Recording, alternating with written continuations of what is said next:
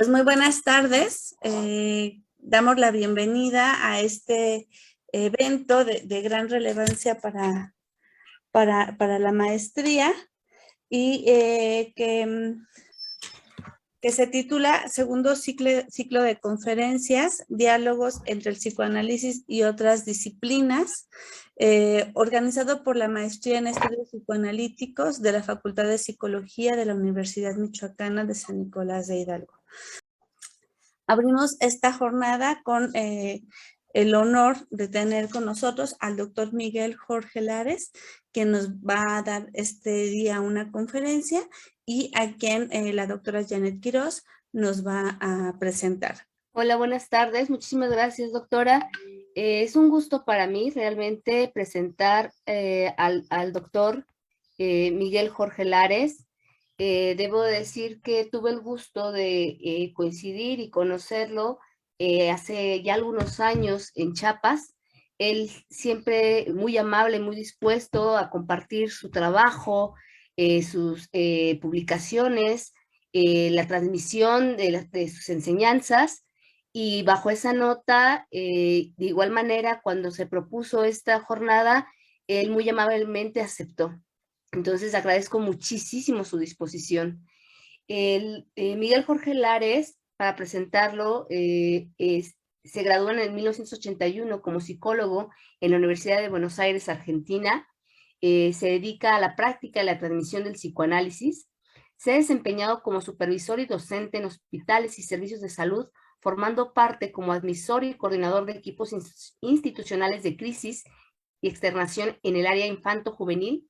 Ha sido autor del libro Juego e Infancia, coautor de conversaciones con Jorge Fuckelman, Psicoanálisis, Juego e Infancia, y del establecimiento del texto de Ponerse en Juego, seminario de Jorge Fuckelman en el Círculo Psicoanalítico de Caribe. Ha sido compilador y coautor de la obra Psicoanálisis, Infancia y Pubertad, sobre la transmisión de la clínica. Es coautor de las obras Sociedad y Violencia, Sujetos, Prácticas y Discursos, y Dimensiones Perspectivas acerca de la violencia en América Latina, editadas en México por la Universidad de las Ciencias y Artes en Chiapas. Ha sido asimismo coautor de la revista Desde el Jardín de Freud, publicación de la Escuela de Estudios Psicoanálisis y Cultura de la Universidad Nacional de Colombia. Ha sido autor de la obra Seminario en Guasave, Psicoanálisis aplicado a la infancia, compilada en México por la doctora Angélica Rábago Espinosa. Ha sido coautor de la obra colectiva Psicoanálisis Clínica y Fenómenos Sociales Contemporáneos, editada en Barranquilla. Es coautor, junto con una psicóloga colombiana, Liliana Paut, de la obra Psicología Forense y Psicoanálisis, editados también en Colombia. Actualmente dicta de manera virtual un seminario dedicado a la transmisión de Jacques Lacan y otro relativo al psicoanálisis aplicado a la infancia. Y asimismo coordina en plataforma grupos de supervisión clínica. Por lo tanto, esta temática que nos viene a presentar hoy de la introducción a la clínica psicoanalítica, podemos ver que tiene una gran experiencia de años en diferentes áreas y creo que va a ser de mucho beneficio para todos nuestros estudiantes que están aquí, que son tanto de la maestría como de la licenciatura. Y bueno, le dejo el micrófono, doctor. Le agradezco nuevamente la invitación y bueno, comencemos. Buenas tardes, un gusto estar conversando con ustedes. Quiero agradecer a la doctora Janet Quiroz Bautista, quien hizo extensiva esta invitación para que hoy nos pudiéramos encontrar y conversar sobre la transmisión y la práctica del psicoanálisis. Le quiero agradecer además a la doctora Denise Flores Manzano, coordinadora de la Maestría en Estudios Psicoanalíticos, por aceptar esta reunión con la cual yo me siento honrado. Realmente un gusto estar en contacto acá con compañeros y compañeras de la Facultad de Psicología de la Universidad Michoacana. Bien, teniendo en cuenta que el contexto en el cual nos estamos reuniendo está vinculado con la maestría en estudios psicoanalíticos, quisiera comenzar esta charla con ustedes comentándoles que desde el inicio del psicoanálisis ha habido un problema que atraviesa todas las épocas que al mismo Sigmund Freud le preocupó y un problema sobre el cual él mismo no encontró solución. Este problema que a lo largo del tiempo los psicoanalistas tampoco han resuelto se refiere tanto a la formación de alguien que decide dedicarse al psicoanálisis como al modo de transmisión más adecuado para el psicoanálisis. De todos modos, en la obra de Sigmund Freud, aun cuando este problema no está resuelto de la transmisión del psicoanálisis, en esa obra freudiana se encuentran indicaciones claras sobre el camino más adecuado para quien decida dedicarse a la práctica del psicoanálisis. Y ese camino, indicado desde Freud, está jalonado por 3 instancias: el análisis personal, el análisis de textos y el análisis de casos. Son 3 dimensiones estas que atañen justamente a la formación de alguien que quiere dedicarse al psicoanálisis. 3 dimensiones: análisis personal, análisis de textos y análisis de casos, que están entrelazadas de tal modo que si ustedes sueltan una de ellas, las otras se desprenden. Con lo cual están anudadas de manera indisoluble para alguien que deseara dedicarse al psicoanálisis. Me pareció que a ustedes podría resultarles interesante que les cuente algo que no está en los manuales. Y eso es mi propia experiencia en ese camino que el psicoanálisis propone, justamente en el entrelazamiento de esas 3 dimensiones. Entonces, paso a comentarles cuál ha sido mi experiencia justamente en el anudamiento del análisis personal, del análisis de texto y del análisis de casos. Sobre el análisis personal, les cuento que lo comencé cuando aún estaba estudiando en la Facultad de Psicología de la Universidad de Buenos Aires. Me encontraba en la mitad de la carrera y de repente la angustia me tomó de la mano y me llevó hasta la puerta de quien fuera mi analista en esa época. Ustedes quizás ya tendrán noticias de que cuando la angustia aparece, lo hace de un modo inesperado y nos agarra de las tripas. Puedo contarles el contexto en el cual yo llego a análisis a los 21 años, siendo aún estudiante de psicología. Y contándoles esta experiencia personal, con la angustia que me llevó a análisis, no me aparto de lo que me han pedido acá los profesores y las profesoras, que es conversar con ustedes sobre la práctica del psicoanálisis. Jacques Lacan, un psicoanalista a quien le debemos una puesta en valor de la obra freudiana, una vez en una conferencia de prensa, allá por el año 1974, dijo que en el mundo había algo que radicalmente no andaba y que los analistas se enfrentan a eso, que en el mundo no anda, mucho más que los científicos. Porque justamente los analistas se ocupan solo de eso, de lo que no anda en el mundo. Por lo tanto, por ocuparse de eso, los analistas están más forzados a padecerlo, eso que no anda. Es decir, se podría decir, forzados todo el tiempo a poner el lomo. Y para esto, decía Lacan, hace falta que quienes se dedican al psicoanálisis estén fuertemente acorazados contra la angustia. Justamente por eso es preciso que quienes decidan dedicarse al psicoanálisis se analicen.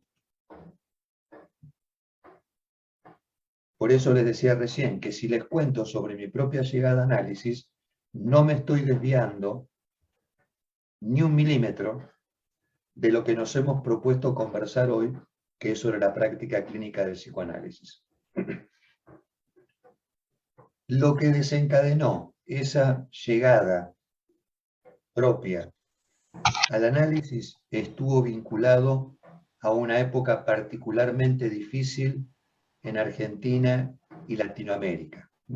Recién la doctora Quirós comentaba que nuestro encuentro justamente se dio en el contexto de un congreso en Tuxtla Gutiérrez, Chiapas, promovido por una red que se ocupa de estudios sobre la violencia en Latinoamérica. Y lo que les voy a contar sobre mi llegada a análisis tiene que ver con la violencia en Argentina entre los años 76 y 83, cuando en Argentina hubo una dictadura militar que llega al gobierno luego de un golpe de Estado.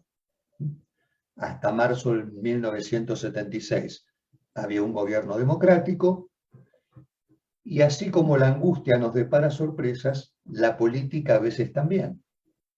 En este caso, las Fuerzas Armadas de mi país, en el 76, interrumpen ese proceso democrático de un gobierno que había sido elegido por el pueblo y toman el poder de facto. No solo toman el poder, sino que, como ocurre con toda dictadura, este gobierno de facto impone un régimen represivo para el cual hay un nombre adecuado, y ese nombre es terrorismo de Estado. De este modo, este gobierno de facto, desde el 24 de marzo de 1976 hasta octubre de 1983, en todo el territorio de Argentina, el Estado llevó adelante una política de represión ilegal, violencia indiscriminada, persecuciones, tortura, desaparición forzada de personas, manipulación de la información. Bueno, todas esas formas que están vinculadas con el terrorismo de Estado. Se estima que durante ese periodo las fuerzas represoras de este gobierno de facto hicieron desaparecer, asesinaron, torturaron, secuestraron, obligaron a exiliarse y borraron la identidad de más de 30.000 personas. Quizás a ustedes no les resultará ajeno que durante la década del 70 hubo dictaduras militares, no solo en Argentina, sino en la mayor parte de América Latina, y en casi todos los casos bajo la tutela de la CIA. Estas dictaduras de América Latina eventualmente unieron sus servicios de inteligencia para la persecución ilegal de activistas, sindicalistas, artistas, periodistas, profesionales, profesores universitarios, opositores. Ustedes podrán decirme ahora, esta historia que nos está contando, ¿qué relación tiene con el psicoanálisis?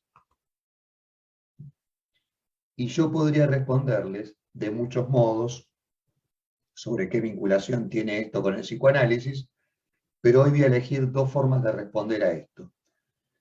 La primera tiene que ver justamente con quien fuera el fundador de nuestra disciplina, Sigmund Freud. En 1938, ya con el nazismo en pleno ascenso, Sigmund Freud y su familia recibieron 2 visitas de la Gestapo en su casa de Viena.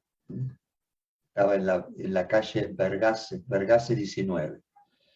En la primera visita, la Gestapo requisó la vivienda y se llevaron todo el dinero familiar que había en la caja fuerte, que era una suma considerable. De cara a este asalto, el único comentario de Sigmund Freud, ya mayor, ya viejito en esa época, fue: ni yo mismo he cobrado nunca semejante suma por una visita domiciliaria. Ahí tienen como un cierto rasgo de humor en una situación tan dramática, ¿no?, como la visita de la Gestapo nazi a su casa. Y en la segunda visita de la Gestapo a la casa de Freud, se llevaron a Ana Freud, psicoanalista, hija de Freud, la llevaron. Y en esta ocasión, bueno, Ana afortunadamente fue liberada, y hay un tercer episodio en el cual nuevamente Freud es visitado por la Gestapo, y en este momento a Freud la Gestapo le solicita, tengan en cuenta que Freud en ese momento ya tenía 82 años, que escriba una carta de puño y letra indicando que la Gestapo lo había tratado bien. Entonces Freud, imagínense, en una situación así, no tuvo más remedio que escribir una nota. Entonces lo que escribió en la nota fue: le recomiendo calurosamente a todo el mundo la camaradería de la Gestapo. Nuevamente encontramos ahí un rasgo de humor de Freud, ya anciano, en esta situación tan dramática. O sea, fíjense cómo el terrorismo de Estado fue a golpear la puerta de la casa del fundador del psicoanálisis, y si no fuera por la ayuda de prestigiosos amigos de Freud y un clamor de la comunidad internacional, Freud y su familia no hubieran podido salir de Viena y probablemente habrían terminado sus días en un campo de concentración, o sea, en los campos de la muerte. De hecho, les cuento que 4 de las 5 hermanas de Freud murieron en los campos de concentración. Yo les decía que iba a elegir 2 formas de responder a la hipotética pregunta de ustedes de qué puede importarnos hablar sobre la historia del terrorismo de Estado cuando esta reunión es para hablar del psicoanálisis. Bueno, la primera forma que elegí para contarles, se las acabo de contar, ¿no? Tocó directamente al fundador de nuestro campo. Lo que también podría responderles es que quien se dedica a la práctica del psicoanálisis debe estar atento, sin ninguna duda, le voy a decir una verdad de perogrullo: quien se dedique a la práctica del psicoanálisis debe estar atento a la singularidad de quienes llegan a consulta, pero también al contexto de sus sujetos, que suele ser el contexto nuestro también. ¿Quién se dedica al psicoanálisis? Nosotros esperamos que una el horizonte de su práctica con el horizonte de su época, y quien no lo hace, mejor que abandone la práctica. ¿Por qué alguien que se dedica al psicoanálisis debería hacer eso? Por razones estructurales. Los pacientes que nosotros recibimos en el consultorio son sujetos que están determinados por su vinculación al lenguaje. Y ustedes escucharán que yo dije sujetos, no dije ni individuos ni personas. ¿Por qué digo sujeto y no individuos sin personas? Porque ni individuo ni persona subsumen algo que especifica al sujeto que a nosotros nos interesa, que es el sujeto del psicoanálisis, y que es el inconsciente. Un sujeto que está especificado, como les decía recién, por su vinculación al lenguaje, y por esa vinculación al lenguaje, determinados por el inconsciente. esa relación al lenguaje, a estos sujetos que nosotros recibimos, los entrama en ciertos lazos sociales que nosotros llamamos discursos, los cuales a su vez esos discursos determinan efectos sobre los sujetos. Yo podría decirles a ustedes en este momento, para ejemplificar por qué nos interesa la relación que el sujeto tiene con los discursos y cómo los discursos determinan a este sujeto que a su vez está determinado por su inconsciente. Yo podría decirles, para ilustrar esto, que aunque haya ocurrido en otro estado, y no en Michoacán, no dejará de tener efecto en la cultura estudiantil mexicana en general, una cultura de la cual ustedes como sujetos forman parte, no dejará de tener efecto en esa cultura estudiantil mexicana, universitaria y del colegio secundario preparatorio, no dejará de tener efecto lo ocurrido en 2014, cuando las policías municipales, la Policía Estatal de Guerrero y militares del 27º Batallón de Infantería de Iguala persiguieron y atacaron a estudiantes de la Escuela Normal Rural de Ayotzinapa, teniendo eso como resultado la desaparición forzada de 43 estudiantes de la Escuela Normal Rural. Digo, no dejaremos de tener en cuenta eso en el contexto estudiantil, ese acontecimiento, porque va determinando a los sujetos que están implicados en ese contexto. Pero les prometí contar mi propia experiencia de llegada al psicoanálisis y verán que hay algún enlace con lo que les acabo de comentar. Noviembre de 1978, yo les contaba que tenía 21 años, estudiaba la carrera de psicología en la Universidad de Buenos Aires y las fuerzas de seguridad de terrorismo de Estado secuestran y hacen desaparecer a una amiga y compañera de la facultad de psicología. Una mujer de 30 años que había sido militante de una organización de izquierda, que tenía una hijita de 3 años y cuyo esposo también había sido secuestrado, pero había sido asesinado 2 años antes. Casi simultáneamente a la desaparición de mi amiga y con relación a un conflicto limítrofe de Argentina con Chile, comienza a gestarse acá en la región la posibilidad de una guerra entre Argentina y Chile. Y circulaba la información de que si se declaraba esa guerra, iban a reclutar a las Fuerzas Armadas a la clase 1957, o sea, la que me correspondía a mí. Entonces, ustedes traten de imaginar el contexto en el cual yo me encontraba en ese momento, en la mitad de mi carrera de psicología, el secuestro de una amiga que también representaba para mí una amenaza personal, en la que temía por mi vida, puesto que yo poco tiempo atrás también había sido militante universitario, y esta situación de una posible guerra con Chile, donde se corría el rumor que podíamos ser convocados los jóvenes a las Fuerzas Armadas. En ese momento de colapso anímico mío personal, de intensa angustia, alguien me sugirió que consultara con un analista.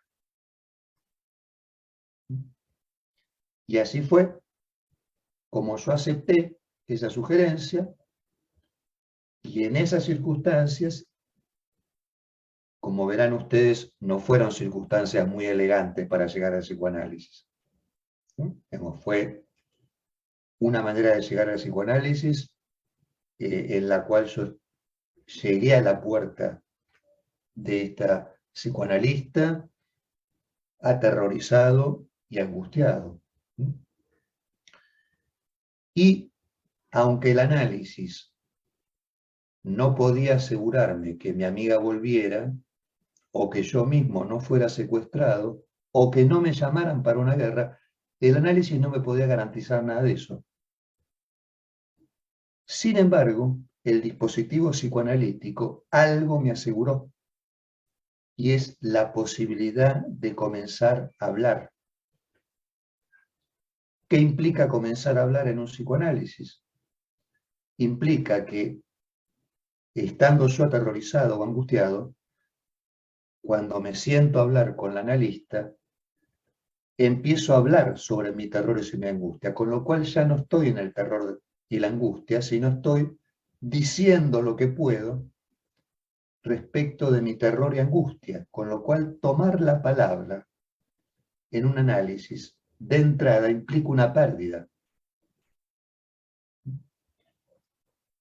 Y por otra parte, esta posibilidad de comenzar a hablar en ese espacio tan particular que es el de un análisis, abrió una dimensión para escucharme, no solo para que me escuchara la profesional que me había recibido, sino para escucharme y, escuchándome, comenzar a responsabilizarme de lo que decía.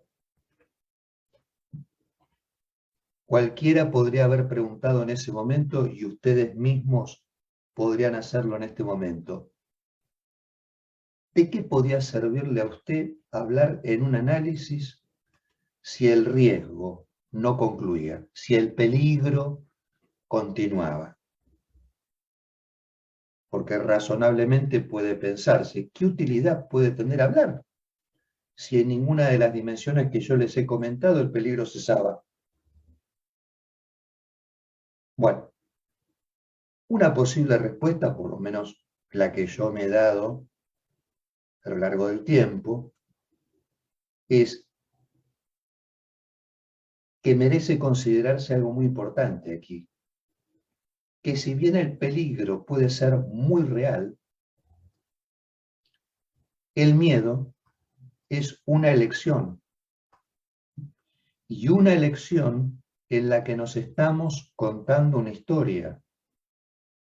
Incluso una historia se está contando en nosotros, y a pesar nuestro, esa historia se desarrolla y es la que está vinculada con el miedo que tengamos. Cuando digo el miedo es una elección, por supuesto que no se entienda que me refiero a una decisión consciente, no es que yo elijo tener miedo. Más bien estoy aludiendo a que algo puede decidir en nosotros esa historia que se está contando a pesar de nosotros y más allá de nosotros. Entonces, lo que yo les puedo transmitir en esta experiencia personal respecto al análisis es que llegar al dispositivo psicoanalítico en ese momento tan particular no solo no me desconectó de la realidad del peligro, sino que a la vez posibilitó más bien que yo comenzara a conectar con la historia que me estaba contando en ese miedo que tenía y en esa angustia que estaba experimentando. Y les diría que incluso con relación al peligro, yo pudiera tomar algunas medidas de precaución que antes de llegar a análisis no las había considerado, porque ustedes seguramente sabrán que cuando estamos angustiados, también estamos un poco atontados, menos lúcidos. Entonces, les había hecho referencia al principio sobre estos ejes que balizan el recorrido de alguien que desea dedicarse al psicoanálisis. El análisis personal, les he contado algo de mi propia experiencia, el análisis de casos.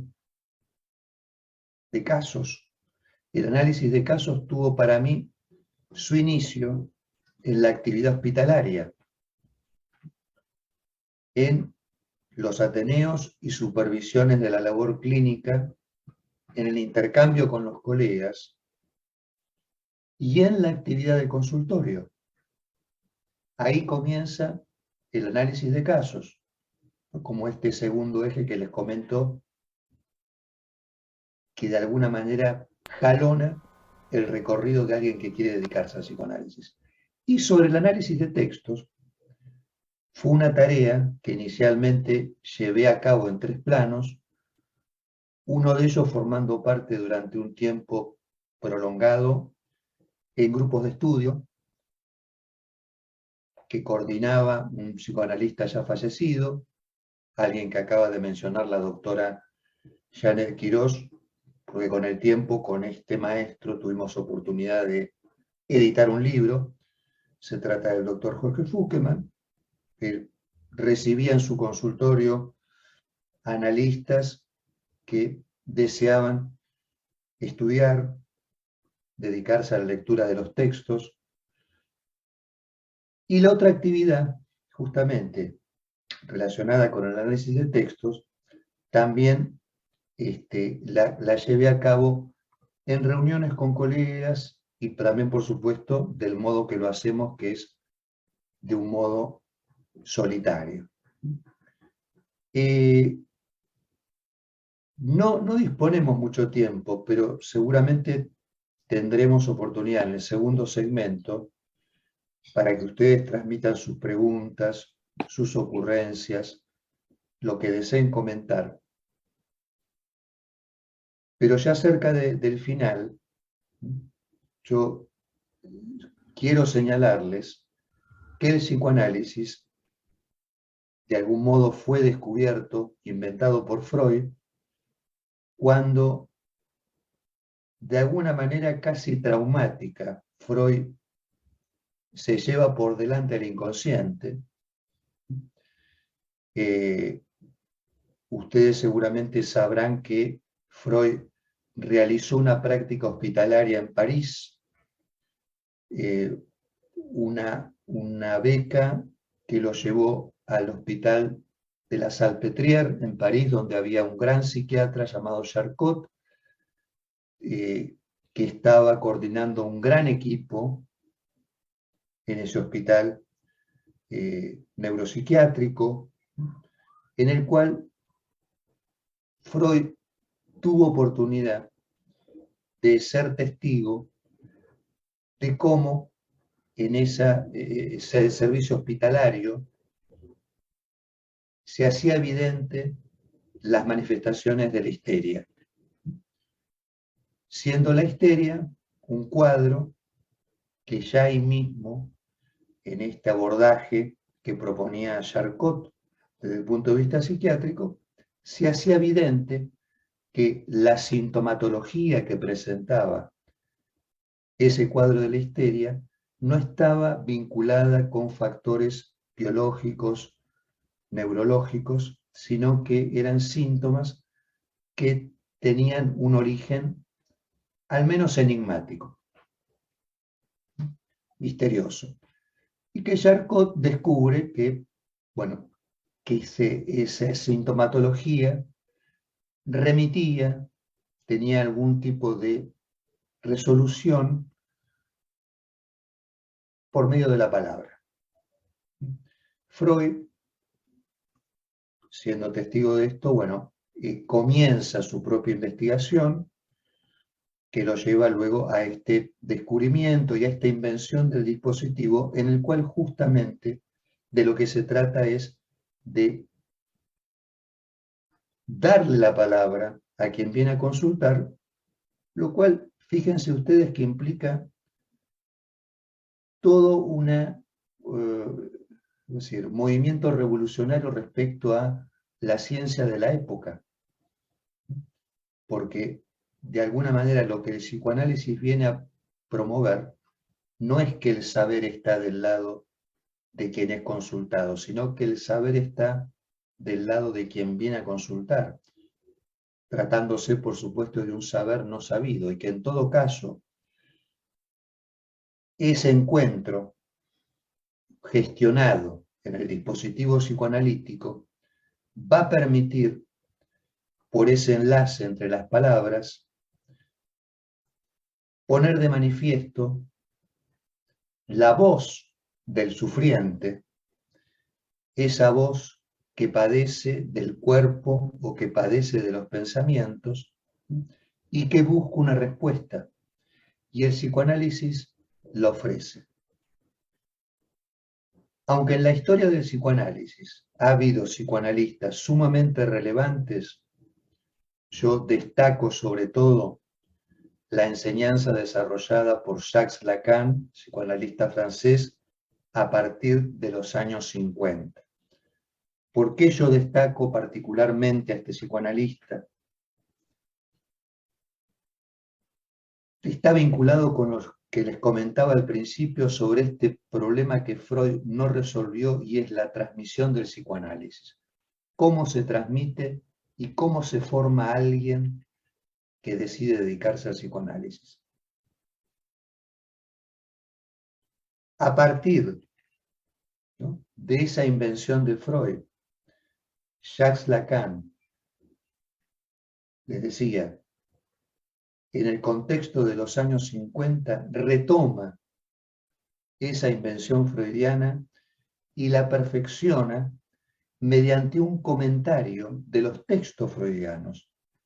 Y de hecho, tenemos sobradas pruebas que hasta ese momento, le estoy hablando de principios de los años 50, nadie había leído a Freud como comienza a hacerlo Lacan, sometiendo a los textos freudianos a la prueba de su propia lógica.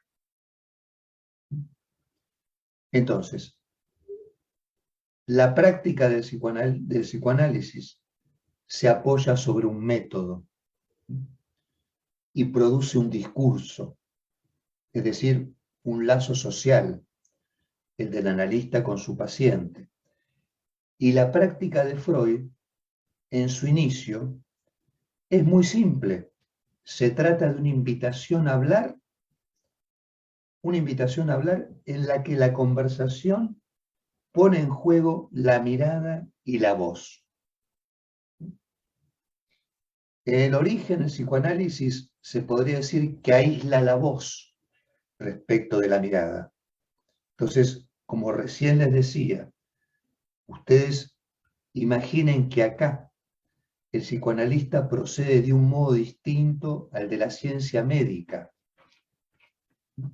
Reitero esto, el psicoanálisis introduce algo que es extraordinario y absolutamente subversivo en la escena de la consulta, la voz del paciente, la función y campo de la palabra del lado de quien demanda una cura. Les he mencionado la medicina, que es una práctica deudora de la ciencia. Y de alguna manera, fíjense que podría decirse que en aquel momento en el cual el médico antiguo, ese personaje del médico antiguo, que va declinando, declinación que es efecto del capitalismo y de la ciencia y de una cierta inclusión de la medicina en un sistema en el cual actualmente nosotros somos testigos de cómo el médico, la médica, no pueden estar solamente atentos a la demanda del paciente porque tienen que estar atentos a las demandas que el sistema les impone. Con lo cual se podría decir que el médico moderno en gran medida ha dejado de escuchar a sus pacientes. Por eso les decía que en ese momento donde el médico antiguo, fines del siglo XIX, principios del XX, ese personaje del médico antiguo que todavía tenía esta posibilidad de escuchar, el médico de familia, el médico que ustedes quizás han conocido porque en algunos lugares han quedado, ¿no?, estos personajes que son médicos que conocen a la familia, están ubicados en el contexto de su comunidad, pero en general, de manera global, ese personaje del médico antiguo va declinando en la historia Y se podría decir que quien toma el relevo, ¿no?, de esa declinación es el psicoanálisis, porque justamente el psicoanálisis vuelve a poner en valor, esta vez de una manera mucho más interesante, porque está en juego el inconsciente, vuelve a poner en valor la voz del paciente. Entonces, yo les decía, menciono la medicina, que es una práctica deudora de la ciencia. Yo aquí podría comenzar a contarles sobre cuáles han sido las condiciones que posibilitaron el surgimiento del psicoanálisis con relación a la ciencia.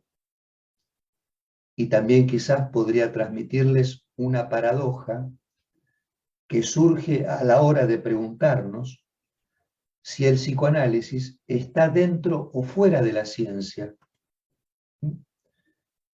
Y el modo paradojal que yo elegiría para responder esa pregunta, si el psicoanálisis está dentro o fuera de la ciencia, el modo paradojal con el cual yo le respondería es que no está ni adentro ni afuera de la ciencia.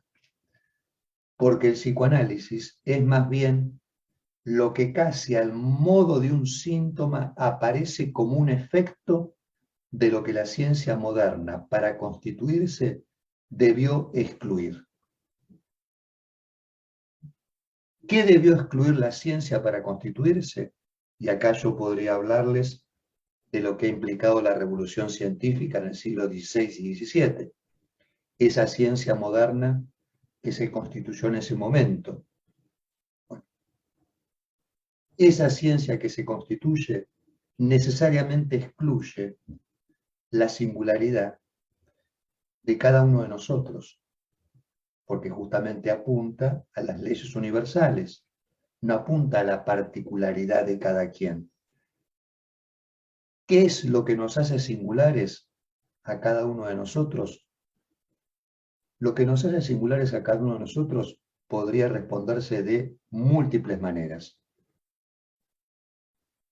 Voy a seleccionar un modo de responder. Lo que nos hace singulares a cada uno de nosotros, a cada una de nosotras, es aquello que ha agujereado nuestro cuerpo. ¿Qué es lo que ha agujereado nuestro cuerpo? El lenguaje. Eso es lo que a cada uno de nosotros nos hace singulares. Y acá tenemos una particularidad, porque justamente lo que nos hace singulares, esos agujeros, de esos agujeros también estamos excluidos y exiliados nosotros como sujetos. Pero por otra parte, esos mismos agujeros nos permiten relacionarnos con los otros y encontrar una posibilidad de comunicarnos, justamente porque somos parecidos en lo que nos agujerea, aunque los agujeros de cada quien son distintos en ese sentido. Las marcas, lo que nos ha marcado el cuerpo. De esa singularidad excluida, marginal, residual, que se presenta casi como un desecho o un resto, se van a hacer cargo ustedes cuando reciban a alguien que los consulta. Repito, de esa singularidad excluida, marginal, residual, que se presenta casi a modo de un desecho, de eso se harán cargo ustedes cuando reciban una consulta. Porque por otra parte, justamente, el lugar del psicoanalista es un lugar marginal. Es un lugar que está vinculado con el resto, con el desecho, con lo que cae, con lo que está perdido. Si la ciencia, de algún modo, propone que todos somos iguales, ¿no?, en algún sentido, propone una homogeneidad en el saber, el psicoanálisis ahí reivindica el saber de cada quien. Y si el capitalismo nos envía este mensaje de que puede satisfacernos con ciertos objetos, proponiendo de alguna manera que el goce, el disfrute es homogéneo para todo el mundo, el psicoanálisis viene a reivindicar allí que el goce no es homogéneo. Por supuesto que podemos coincidir en que disfrutamos de algunas cosas de manera parecida, pero el goce es de cada quien. Y con eso nos encontramos en el consultorio. Por eso vuelvo al primer eje que les comentaba, la importancia del análisis personal, porque de cómo hayamos retomado en activo en nuestro análisis aquellos lugares en los cuales nosotros hemos sido objetos de la satisfacción o del goce, de cómo retomemos en activo esos lugares, va a depender de cómo nos ofrecemos nosotros como objeto en ese dispositivo especial que es el del psicoanálisis, teniendo en cuenta que justamente el lugar que nos toca no es el de saber, sino que justamente lo que ofrecemos es una falta en saber. Lo que nosotros tenemos para ofrecer es una docta ignorancia. ¿Qué significa esto? Que nosotros ahí proponemos una ética. ¿Cuál es la ética? La de un saber que no se realizó, un saber que está por realizarse.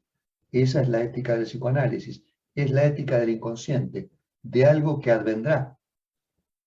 Pero justamente para posibilitar el advenimiento de un saber que aún no llegó, es menester que nosotros mismos nos ofrezcamos en falta en la práctica del psicoanálisis.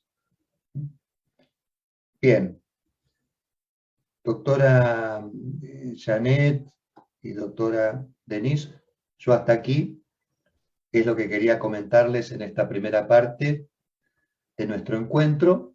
Si usted está de acuerdo, Janet, tal como habíamos acordado, hacemos una pausa de 5 minutos para que decante un poquito lo que yo he comentado y vemos si se genera una conversación,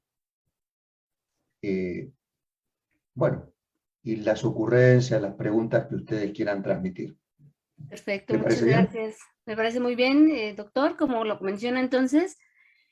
Vamos a dejar asentar esto que acabamos de escuchar. Creo que ahorita justamente en este último momento lanzó como cosas muy interesantes, abriendo esta posición de la ética del psicoanálisis.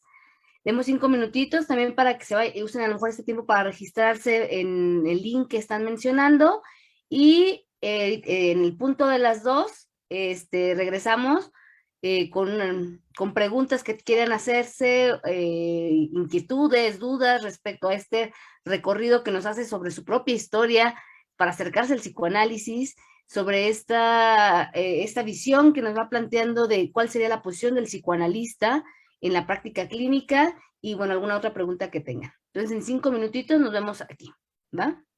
Hola. Con respecto a esto último que estaba planteando, precisamente cuando trabajamos con psicoanálisis dentro de la universidad, a veces hay una complejidad, ¿no? Usted planteaba que el lugar del psicoanalista es el lugar de la falta, ¿no? El lugar de la docta ignorancia, de un saber que hay que realizarse. Frecuentemente los estudiantes, por ejemplo, tanto de licenciatura como de maestría, cuando empiezan a realizar investigación y quieren realizar investigación del psicoanálisis o por el psicoanálisis, se encuentran bajo esa disyuntiva de qué hacer, es cómo conciliar esa postura como se mencionaba, de una docta ignorancia con la del saber de la investigación, porque finalmente la investigación se busca saber, ¿no? Se busca algo, y la cuestión del psicoanálisis, digamos, el analista no busca. Entonces, ¿cómo podría conciliarse o no se puede conciliar? ¿O cómo se podría pensar la posición de una investigación desde el psicoanálisis, desde su experiencia a nivel universitario? ¿Hay manera de vincularlo? ¿O se tratarían de trabajos completamente distintos desde su perspectiva? Y bueno, al respecto pregunta también está Lucila. Hola, Lucila, que a qué se refiere con ignorancia docta, que eso le gustó. Entonces creo que se vincula tal vez por ahí un poquito las preguntas. Sí. Bien. A ver, ustedes seguramente, doctora, en algún momento habrán escuchado o habrán leído cómo Freud, en algún momento de su transmisión, se refiere a las profesiones imposibles, ¿no? Siendo esas profesiones imposibles, las que comenta Freud, gobernar, educar y analizar. O sea que usted está haciendo referencia en su pregunta a 2 de 3 de las profesiones imposibles.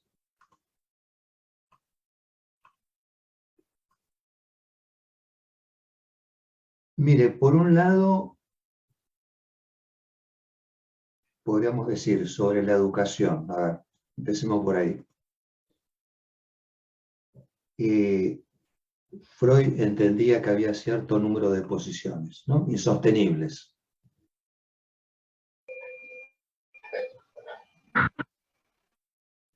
Sobre el educar, podríamos decir que muchas veces la gente no se da cuenta de lo que quiere hacer cuando educa, pero se esfuerza.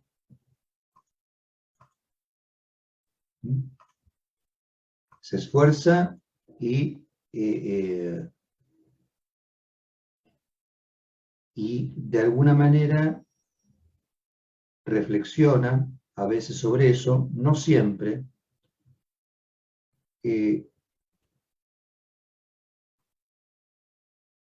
pero sobre todo podríamos decir que la educación tal vez se muestra en falta,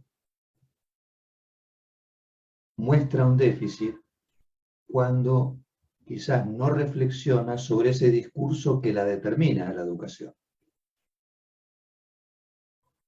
Por otra parte, entre otra profesión imposible está el gobernar.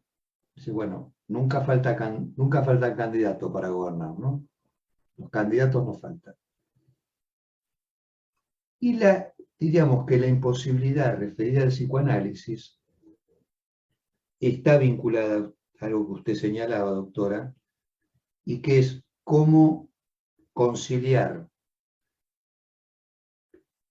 en una misma juntura lo que atañe a un saber, un discurso que el psicoanálisis mismo va produciendo, y lo que atañe al caso por caso, que más bien se muestra refractario al saber de la academia o al saber científico.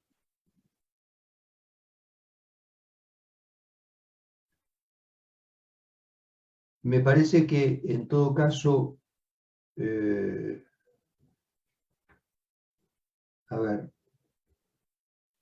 sobre la docta ignorancia, lo que podemos señalar es que no implica que el analista deba ser ignorante, sino que en todo caso es menester que en ese encuentro tan particular que propone el dispositivo psicoanalítico, un saber, por un lado, quede en suspenso, que los prejuicios también se pongan entre paréntesis y se disponga ese campo de la función y campo de la palabra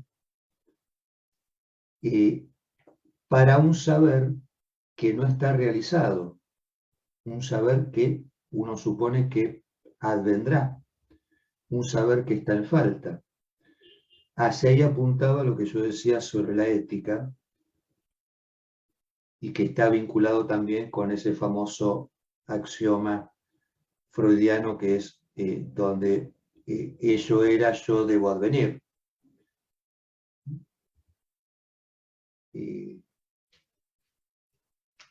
de algún modo los analistas tienen que curarse de la culpa cuando atienden también, porque fíjense que tienen que saber que trabaja en el análisis el paciente y el analista cobra para que el otro trabaje. Por eso digo que de algún modo tienen que curarse de la culpa, no solo de la angustia, los analistas. Lo cual no significa que, por supuesto, los analistas, para poder ubicarse en ese lugar de déficit en el saber, tienen que trabajar y mucho. Porque es un lugar que vincula con el malestar. Con el malestar de ubicarse en ese lugar que es un lugar marginal. De alguna manera, quien se quiere dedicar al psicoanálisis deberá entender o deberá saber que llevará el estigma del marginado. Fíjese que en algún lugar se compara el psicoanalista con el santo o con la santa, pero no por la vocación de servicio, sino porque el santo o la santa están en los márgenes de la ciudad, están en las antípodas del discurso psicoanalista, y el analista también está en las antípodas de ese discurso. ¿Por qué? Porque lo que se produce en el dispositivo no tiene valor de intercambio en el mercado. Yo le decía, que alguien tome la palabra implica una pérdida inicial, porque tomar la palabra implica que ya no estoy sufriendo, sino que estoy hablando respecto a mi sufrimiento, pero también implica la generación de un excedente. Hacia ahí apuntamos con eso de un saber que está en falta, pero que se va produciendo en un proceso analítico, en el mejor de los casos.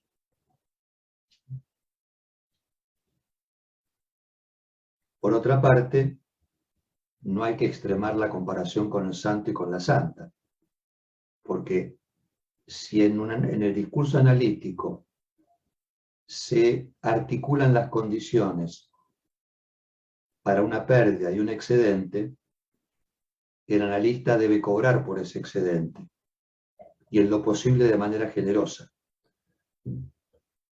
Por eso decía que ahí quizás eso nos conecta con algo que tiene su connotación en el psicoanálisis, es cómo desde una perspectiva el objeto con el cual nosotros tratamos, que es un objeto muy particular, es un objeto que está en falta, un objeto perdido, desde una perspectiva puede aparecer como perdido y desde otra como excedente. Y en esa articulación se ubica el discurso del análisis y se ubica el proceso de un análisis.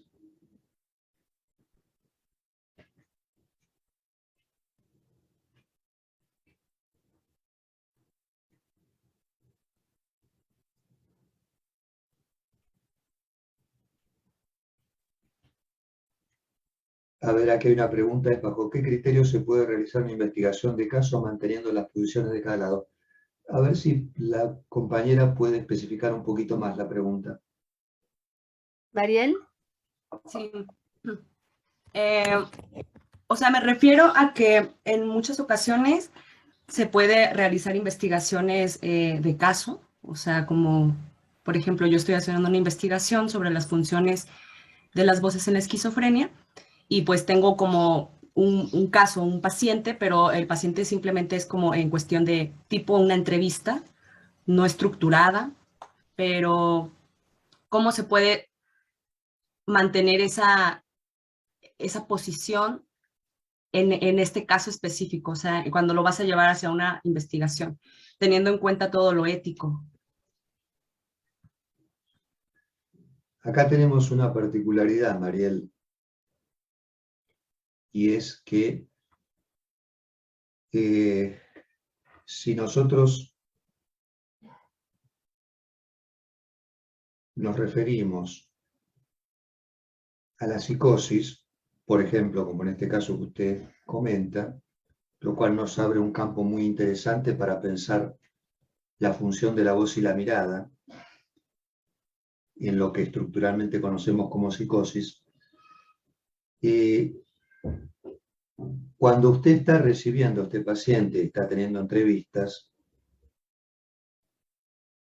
no es posible pensar la psicosis si no es con relación a un lazo social. Estando ese lazo social configurado no solo por usted y por su paciente, sino por algo que los trasciende, que en psicoanálisis se llama otro con mayúscula. Digamos, algo que funciona como un ordenador y un organizador de la escena, que tiene que ver justamente con la relación que mantienen tanto usted como el paciente con el lenguaje. Pero si está ese otro con mayúscula contemplado en el encuentro con el paciente, usted ahí ya no puede ubicarse en el lugar solamente de una mirada, como podría ser la psiquiatría, como lo que indica un diagnóstico o una semiología. Porque en todo caso lo que va a contar allí es que el lugar del otro con mayúscula lo está ocupando usted también. De tal modo que usted va a tener en cuenta no solo la mirada, sino la voz de su paciente, y sobre esa voz de su paciente usted va a atribuir ciertos encadenamientos, ciertas articulaciones, ciertos sentidos o sin sentidos, pero ahí usted está ubicada en un lugar donde se trata de la voz de su paciente, tenemos que pensar en qué quiere decir. Ahora, ¿qué quiere decir para quién? Para usted.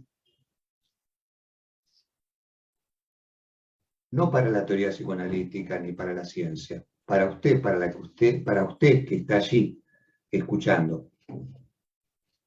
Y para lo que usted pueda reflexionar luego respecto a eso que está escuchando y aún querer decir que usted tratará ahí de ubicar en esa relación con su paciente. Me parece que en el campo nuestro del psicoanálisis ese es el modo de mantener una posición, donde nosotros formamos parte del concepto del inconsciente, quienes estamos atendiendo. No estamos afuera como observadores, como podría ser una investigación científica. Formamos parte del concepto de inconsciente. Por eso yo decía que cuenta ahí también la falta del analista, y en la medida de cómo haya retomado el analista en su propio análisis aquellos puntos en los cuales fue fijado como objeto por el gozo y la satisfacción parental, cosa que nos ha ocurrido a todos, porque eso forma parte de la constitución nuestra como sujetos, de cómo hayamos retomado en activo esos puntos, dependerá de cómo nos ubicamos en esa escena en falta. Por eso que de alguna manera también decía, el psicoanálisis se ocupa de lo que no anda. Y yo le decía a la doctora Janet, usted lo que está planteando es algo relativo a las profesiones imposibles, a una imposibilidad. De eso nos ocupamos nosotros, de la imposibilidad, de lo que no anda. Y justamente porque nos ocupamos de lo que no anda, pero de un modo radical, es que debemos estar también bastante acorazados respecto de la angustia. Porque justamente estamos siempre en ese límite, en ese desfiladero, orientando nuestra labor hacia ese lugar donde en algún momento no se pueda decir. Las palabras no alcanzan. Yo les comentaba sobre Jacques Lacan. En una oportunidad, Jacques Lacan, lo pueden ver en YouTube porque es un programa que se hizo en la televisión francesa en el año 72 que se llama Televisión. Y él comienza esa emisión diciendo, digo siempre la verdad. Comienza así, esa intervención de este psicoanalista. Digo siempre la verdad, no toda. porque decirla toda no se logra. Es materialmente imposible. Faltan las palabras. Pero sin embargo, por esa imposibilidad, algo se toca. Y ahí él dice, algo toca lo real. Entendiendo lo real como esa imposibilidad con la cual nosotros estamos todo el tiempo, digamos, gestionando como analistas. Entonces, yo le diría, ¿con qué criterio se puede realizar una investigación del caso? Entendiendo usted que usted misma es parte de la investigación. Usted misma también es parte de la investigación. Es sujeto de la investigación y objeto de la investigación.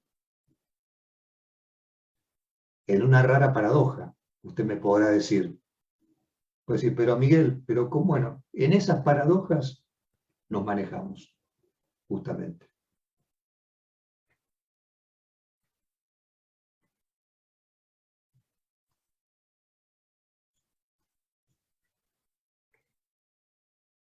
Gracias. ¿Alguien más por ahí tiene alguna pregunta?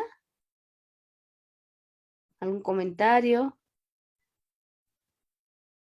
Sin miedo. Aprovechen.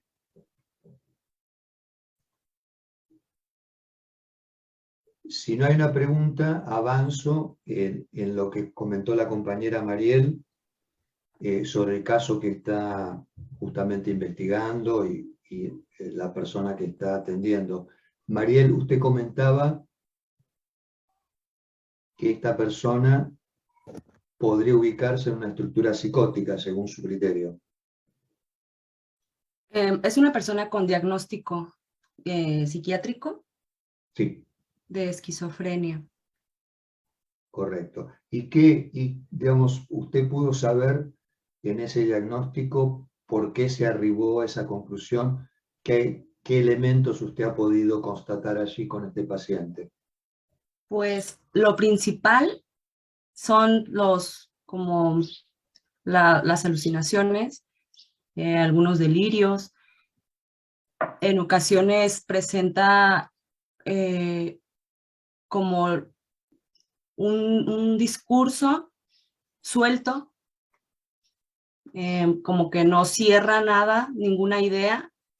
Es difícil platicar, o sea, mantener como un diálogo en concreto, como por ejemplo el que estamos teniendo ahorita, donde yo anticipo y cierro y hay como toda esta cadena.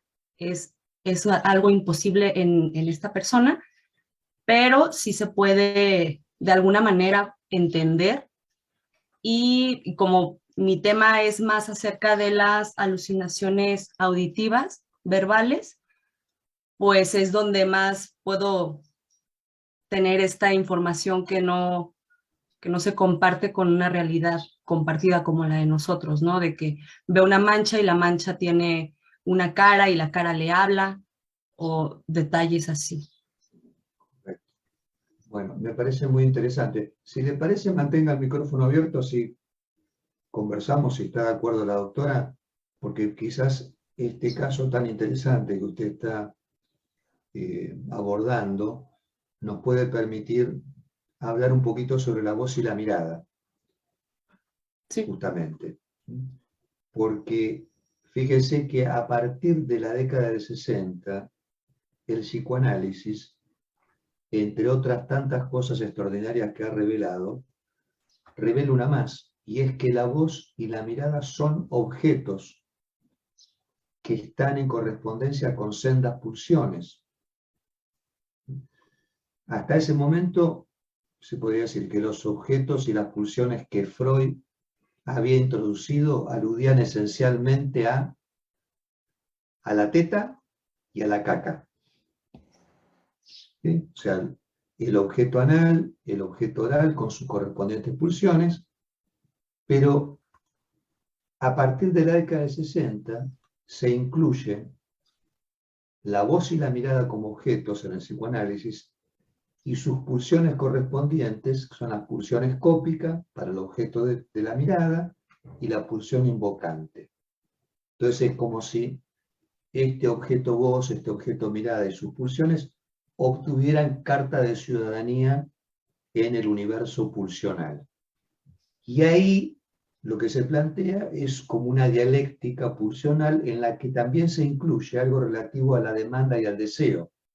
Entonces, los objetos oral y anal quedan anudados con la demanda, el objeto oral se asocia con la demanda al otro, o sea, ahí ustedes piensan en la teta, la demanda al otro, y el objeto anal a la demanda del otro, que ahí ustedes piensan sobre lo que implica el control de esfínteres, donde hay una demanda del otro. Habitualmente quizás ustedes van a recibir en algún momento un neno, una nena que se hace en piso, que se hace en caca. Bueno, en esa instancia ustedes van a seguramente a comprobar cómo lo que se pone en juego es algo que atañe a la demanda del otro, que está demandando que se haga caca y se haga pis en un lugar y espacio determinado. Bueno, volvamos a la voz y a la mirada. La voz y la mirada se articulan con el deseo. La mirada se asocia con el deseo al otro y la voz con el deseo del otro. Y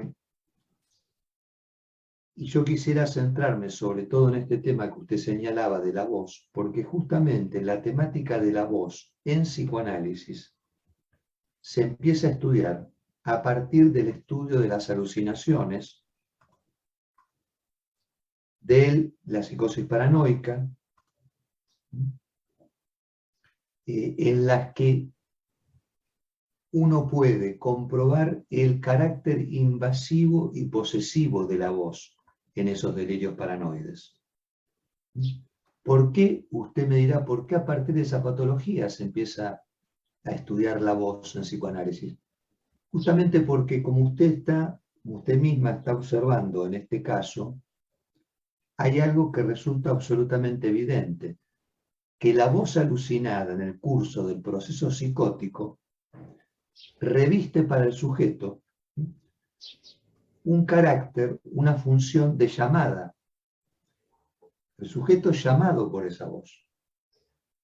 Es demandado incluso por esa voz. Y es una llamada desencarnada.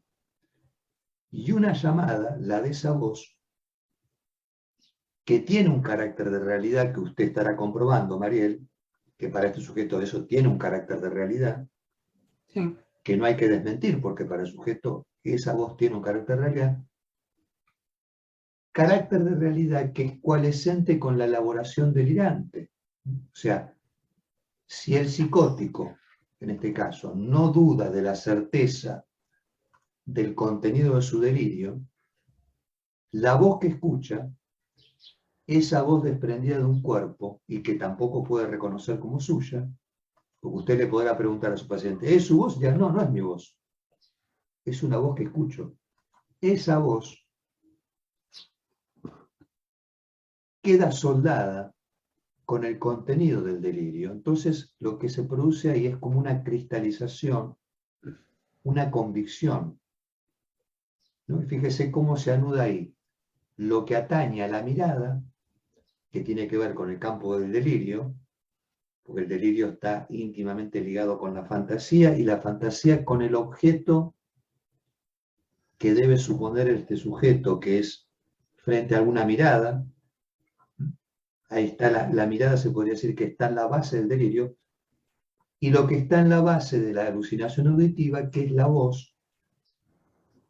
Y le decía, esta entrada de la voz en el psicoanálisis, o esta entrada así, muy interesante de los estudios sobre la voz y la mirada, vienen del campo de la psicosis, de los estudios sobre la psicosis, pero resulta que lo que encontramos es que este carácter invasivo y posesivo de la voz, y consecuentemente de la mirada, que es propio de la psicosis paranoica, que es propio de su paciente, resulta que también es propio de la estructura en la cual nos constituimos como sujetos. Sí. ¿Por qué? Porque en la medida que tanto la voz como la mirada mantienen una estrecha relación con el lenguaje, Y de no ser por ese alojamiento en el lenguaje que nuestra familia nos provee, no tendríamos ni una voz, ni una mirada propia. De todos modos, esa voz y esa mirada tiene un carácter invasivo, posesivo, envolvente, como yo le dijera, para un bebé, para una beba, las voces que escucha, la mirada que recibe, tiene un carácter invasivo y posesivo, Sí. envolvente, como el mismo que usted comprueba con su paciente. Lo que ocurre es que uno supone que de acuerdo a cierto proceso que esperamos sea el más adecuado, el bebé y la beba pueden en algún momento extraerse del carácter invasivo que tienen esas voces para luego arribar a una voz propia y a una mirada propia. Pero tienen que hacer ese movimiento de extracción de algo que de entrada se presenta como intensamente invasivo y posesivo, así como usted comprueba en su paciente. Sí, justamente mi director es Mario Orozco y mi codirectora es Janet. Entonces estamos checando lo del super yo y pues yo le preguntaba a esta persona, al paciente, que qué diferencia había entre un pensamiento y una alucinación. O sea, cómo él podía saber que no era un simple pensamiento, porque todos de alguna forma tenemos una voz interna siempre que nos está diciendo si está bien o está mal o nos recuerda cosas. Y sobre todo en muchos de los pacientes que he llevado, son voces que las denominan como comentaristas, o sea, comentan la actividad. No es tanto como una orden, sino como un comentario. Entonces yo le preguntaba eso, ¿no? ¿Qué diferencia había? Porque yo tengo pensamientos que a veces son invasivos y que a veces puedes, pero tú los puedes parar, ¿no? O sea, tú puedes decir, ya no quiero pensar en esto y pasa. Entonces, ¿qué diferencia había entre la alucinación y un pensamiento? Y recuerdo que me comentó algo así, no literalmente, pero más o menos, que un pensamiento él lo podía controlar, pero la voz no. La voz era como desbordante en él, o sea, era algo que él no tenía nada de control. Sin embargo, podía convivir con esa voz. O sea, no era tan, en algunos momentos, no era como tan intrusiva la voz, no era como tan demandante esa voz. Simplemente estaba ahí como un eco. Sí, muy interesante ese recorte que usted hace, Mariel, porque es cierto que nosotros escuchamos voces de algún modo, la voz, lo que se llama popularmente la voz de la conciencia, y que en algunos casos también se hace más evidente esa connotación irruptiva, invasiva de cierto pensamiento, por ejemplo, en lo que conocemos como neurosis obsesiva, que está caracterizado, ¿no?, por pensamientos que no paran, ¿no?, y que tienen este carácter como de, bueno, de estar haciéndole la vida imposible al sujeto, se podría decir. También tenemos la evidencia de esa voz en la melancolía, Sí. donde vemos en el melancólico como un lamento, ¿no?, una queja permanente, ¿no?, como un duelo, fuera un duelo interminable. Y ahí también es posible atestiguar sobre una voz. Interesante lo que usted le preguntó al paciente, porque a él pudo hacer un recorte allí respecto, hay algo que no puedo controlar, y es la aparición de esta voz, como si llegara retornara de un lugar desde el cual él no puede hacer más que decir escucho, o quizás no puede ser más que escuchar, puede hacer más que escuchar, ¿no? Es interesante porque oír tiene una raíz con obedecer, la palabra oír, ¿no? Y de alguna manera probablemente estas voces que su paciente escucha tienen ese carácter de mandato, que lo que imponen es obediencia. Yo quiero hacer pie en una pregunta que acá hizo el doctor Pablo López Ríos, un comentario más bien, está en el chat. Y sí, yo coincido acá con el doctor López Ríos, que indudablemente la palabra psicología supone ya un saber dado y que se puede generalizar de lo psíquico, y que quizás no da cabida tal vez a algo que a nosotros nos resulta interesante desde el psicoanálisis, que es escuchar la trama de los, acá como tal como señala el doctor, la trama de los acontecimientos en cada sujeto singular. Sin ninguna duda. Una singularidad, por otra parte, en la cual nosotros atestiguamos el efecto de sujeto que se genera cuando alguien toma la palabra, pero también el efecto, no solo el efecto de representación, porque podríamos decir que cuando alguien toma la palabra en análisis, toma la palabra para que esa palabra lo represente, pero también toma la palabra para desaparecer. Porque ese tomar la palabra también implica un lugar donde el sujeto desaparece. Y además, por supuesto, quizás lo que el psicoanálisis nos hace evidente es que nosotros somos objeto también. En ciertas circunstancias, como por ejemplo la que nos ha comentado Mariel, podemos encontrar lugares donde nos encontramos como objetos de un goce, de una satisfacción, que en este caso del paciente Mariel no se puede controlar, y en nuestros casos vamos gestionando como podemos también. Porque podemos también ser objetos nosotros mismos de nuestras propias críticas, y también podemos ser objetos del sistema. Y ahí nos llegan quizás pacientes que vienen a quejarse de cómo son explotados, expoliados, demandados en sus lugares de trabajo, en un lugar de objeto. Y cómo quizás algunas sensibilidades se adecuan mejor a esa posición de objeto y otras se muestran como más rebeldes a ocupar ese lugar, podría decir.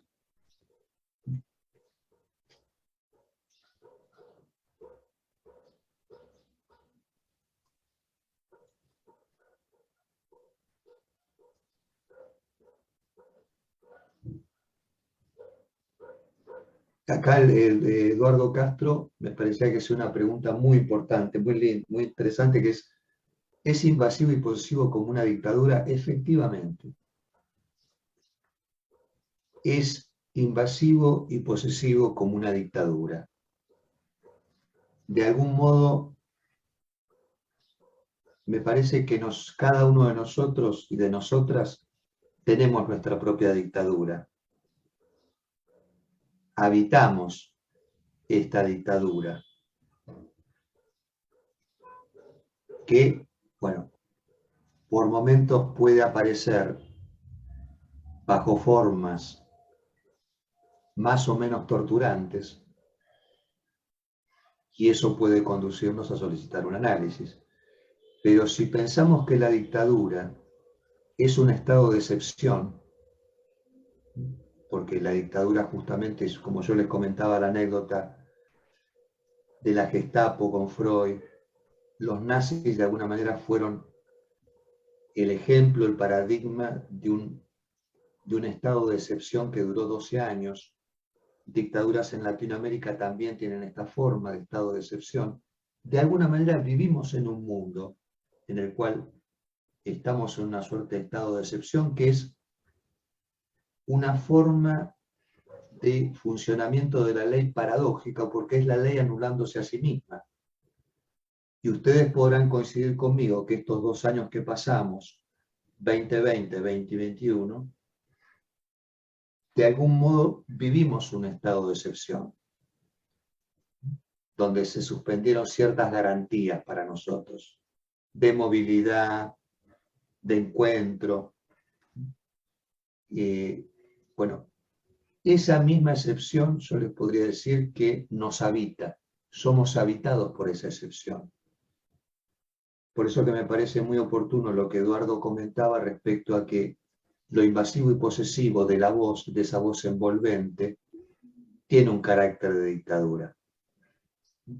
De algún modo, nuestra crianza, fíjense ustedes que se desarrolla en un plano muy asimétrico, ¿no? Acá la doctora que tiene una pequeña podrá atestiguarlo, cómo esa crianza tiene una forma alienante, enajenante para la criatura. Es inevitable, es lo que se espera.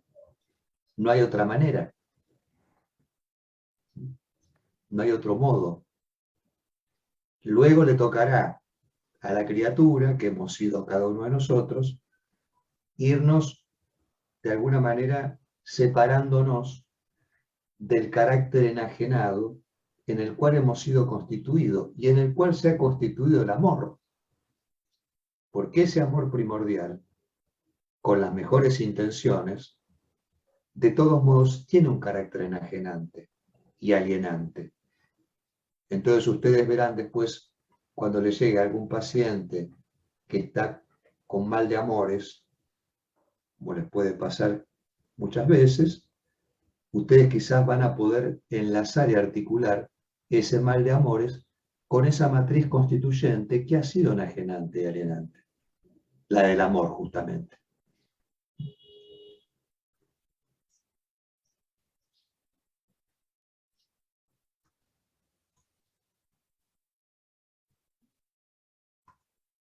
Doctora Janet, ¿usted quería comentar algo?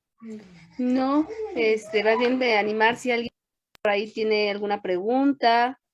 Creo que se han dado cuestiones muy interesantes. De hecho, agradezco que Mariel se haya animado a preguntar. Creo que toda esta cuestión de la voz, en la función de la voz en el psicoanálisis es muy interesante. Creo que podría ser un segundo encuentro en algún momento para hablar de la cuestión de la función de la voz en el psicoanálisis, el trabajo de casos clínicos, que creo que da para muchísimo más. No sé si por ahí alguien más tenga alguna pregunta, sino para ir cerrando el día de hoy la intervención del doctor Miguel Jorge Lares. ¿Alguien más antes de que cerremos? Yo otra vez. ¿Puedo? Sí, claro, Mariel. También algo importante, creo que de este tema de la voz, sobre todo en la psicosis, tiene que ver con la tonalidad en la que es interpretada por el sujeto, ¿no? Porque no es lo mismo escuchar un qué bonita a un qué bonita con sarcasmo. Entonces, mucho de lo que yo he estado observando es esto, en cómo lo interpretan y cómo lo toman como esto propio en la alucinación. Porque a veces son palabras, bueno, como tal, a veces no son palabras, sino son como sentimientos que le hacen al sujeto, pero son, suponiendo si es una palabra o es un nombre, su propio nombre, que les llaman, normalmente no es como con una voz amigable o amable o amorosa, es más bien volviendo a esto mismo como una voz de orden, de dictadura. Y se me hace muy interesante pues esto, ¿no? Cómo entenderlo, poderlo comprender para poder plasmarlo en mi investigación, sí es como todo un reto porque no va a ser lo mismo en ninguno de nadie, ni de ustedes, ni de mí, ni de ellos. Esa subjetividad creo que sí se pone muchísimo en juego y es ahí donde para mí es un reto. Creo que, perdón, interrumpo tanto, me acordé que comienza el doctor Miguel hablando de la musicalidad de la voz, y él hablaba que tuviéramos un poco, si no había algún entendimiento de la musicalidad, entonces creo que viene con eso que estás hablando, ¿no? Como en la voz hay esa musicalidad, y entonces no es tanto la palabra, tiene que ver con ese canto que hay en cada una de las voces, que puede ser grito de guerra o puede ser grito de amor, ¿no? Sí. Efectivamente, y ahí tenemos en cuenta que el psicoanálisis no solo apunta a las palabras en un sentido, sino a esto que usted señalaba, Janet, porque descubrimos que el lenguaje tiene dos dimensiones. Una sirve para comunicar, y es la que permite el lazo con los otros, y otra no sirve para comunicar, y que está más vinculada a eso que usted estará observando en su beba, que es el laleo. El laleo es eso que usted ya podrá estar escuchando en la bebita, que atañe a lo que empieza a ser la criatura, ya que está desde el inicio, incluso diría, desde antes del nacimiento su beba ya estaba en las redes del lenguaje. Y permítame que lo diga de esta manera, si me permite el atrevimiento. En el abrazo sexual por el cual se concibió su criatura, ahí estaba el lenguaje. En la cadencia, en el ritmo y en la música de ese abrazo de los padres, ahí ya está el lenguaje antecediendo a la criatura. Y sobre el carácter radicalmente intrusivo de la voz, permítame que comunique para terminar algunas imágenes sobre ese carácter intrusivo. Las orejas no tienen párpados. Todo sonido es invisible y perforador. O sea, ya se trate de cuerpos, de castillos o de murallas, o del muro que quería hacer Trump en su momento, no importa. Nada impide que la voz pase, franquea todas las barreras. Es decir, la voz ignora la piel, no es un límite. Y no es interna ni externa, es ilimitante, no es localizable. Por eso la audición no es como la visión. O sea, lo contemplado, lo que uno mira puede ser, como decía, abolido por los párpados. Se puede detener con una pared, con una muralla, pero el oído no conoce, el párpado no conoce la pared. Nada nos puede proteger. Digamos, no hay un punto de vista sonoro. Digamos, como si le dijera, no hay una terraza, una ventana, una torre de la cual ustedes digan, voy a mirar la voz que está hacia allá. Porque la voz no ocupa ningún lugar y ocupa todos. De alguna manera, la voz es violadora. La voz viola, el oído, y note usted que el oído es la percepción más arcaica, ¿no? En el discurso de la historia personal. ¿No? Incluso antes que el olfato, incluso antes que la visión. Y de alguna manera, oír, escuchar, es ser tocado a distancia. Uno queda tocado por lo que escucha.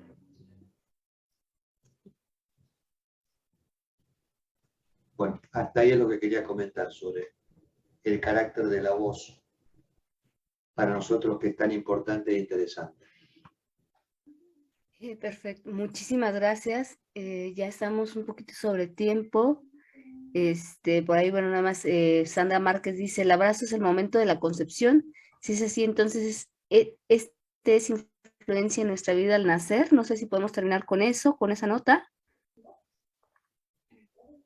Sí, de alguna manera podría decirse,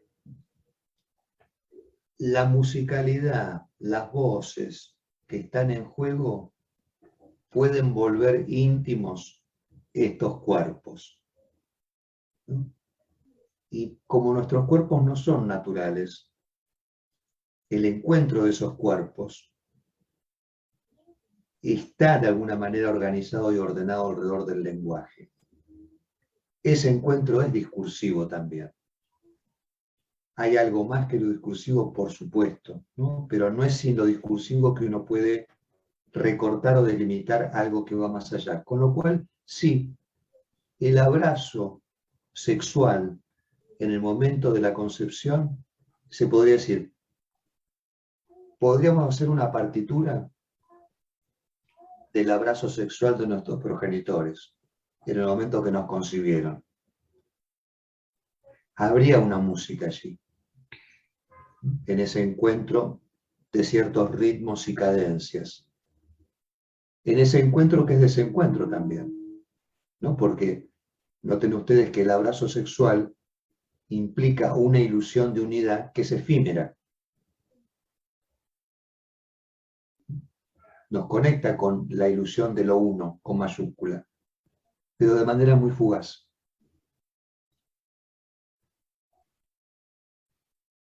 Bien, doctora. Perfecto. Pues muchísimas gracias, le agradezco muchísimo, doctor Miguel, esta participación. Esto creo que abre cosas para más temas para a lo mejor otros momentos de encuentro. También quiero agradecer a todos los asistentes por estar aquí, espero que se hayan llevado preguntas, que se lleven dudas, que se lleven inquietudes. Finalmente, creo que lo interesante de la palabra es esa palabra que abre y no cierra, y esto que nos acaba de dar el doctor Miguel Ares es justamente eso, ¿no? Una palabra que abre a que se den más cadenas significantes y que permite que estos encuentros se sigan dando. Doctora Denise, no sé si quiera decir algo para terminar y cerrar la sesión del día de hoy. Estimado doctor, agradecemos mucho su presencia, su valiosa aportación para arrancar este ciclo de conferencias. Efectivamente, nos lleva a pensar la importancia también, yo lo pienso como desde mi trabajo con niños y niñas, con crianzas. Precisamente yo pensaba en esto que Bleichmar habla acerca de la imposición del psiquismo del adulto sobre el psiquismo del niño, y esta labor de ir imponiendo un código, ¿no? A partir del cual se organiza el psiquismo, se organiza el lenguaje, se organizan vías de encuentro con el placer, se organiza el psiquismo completo. Entonces, me parece que es maravilloso escuchar y arrancar con este pensamiento, y de verdad agradecemos profundamente su tiempo. Sabemos que ya es tarde para usted y estamos a nada de que comience el fin de semana, por lo cual agradecemos su esfuerzo. Y bueno, también le invitamos a que nos siga acompañando en este ciclo. Le iremos haciendo llegar las invitaciones pertinentes, y también le haremos llegar, claro, su constancia de participación en este día. Muchas gracias, doctor. Le agradezco, doctora Flores Manzano, le agradezco a la doctora Quirós Bautista, nuevamente la invitación tan cordial con la cual me han honrado. Para mí es un gusto, les deseo lo mejor para este ciclo, que sea motivo de encuentro y de enlace, porque justamente hay algo que es muy importante para nosotros, que es encontrarnos en un lazo, quienes estamos en este campo, porque como es una labor solitaria muchas veces, cuenta mucho el encuentro con colegas, y eso se lo quiero transmitir también acá a los compañeros y compañeras.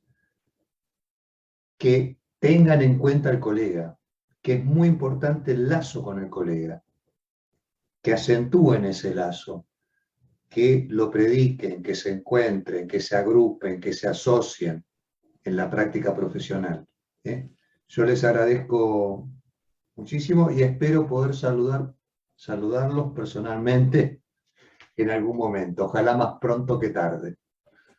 Esperamos que así sea, doctor, que pronto nos pueda acompañar, que pronto pueda estar con nosotros en Michoacán, que se lleve también unos almohadones michoacanos para el diván que le acompaña esta tarde.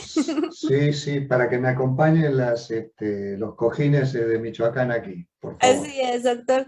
Y a propósito de este lazo y a propósito de compartir conocimientos, queremos invitarlos a que sigan formando parte de este encuentro. La siguiente semana contaremos con la presencia del doctor Raúl Enrique Ansaldúa Arce, quien va a hablar con nosotros sobre violencia escolar y procesos subjetivos. Será un trabajo que se comparta también a las 13 horas. Por lo cual seguiremos por el mismo enlace, de manera que les esperamos, y también hacemos una convocatoria a formar parte de la maestría en estudios psicoanalíticos, que es de donde emerge esta propuesta, y tenemos convocatoria abierta. Si requieren mayores informes, les agradecemos que los busquen en la página de la facultad. Muchas gracias a todos. Doctora Quirós, gracias. Gracias infinitas. Gracias a todos. Bonita tarde. Gracias, doctor. Nos vemos. Carla, gracias por tu apoyo. Doctor, agradecemos mucho su participación este día. Que tengan buena tarde todos.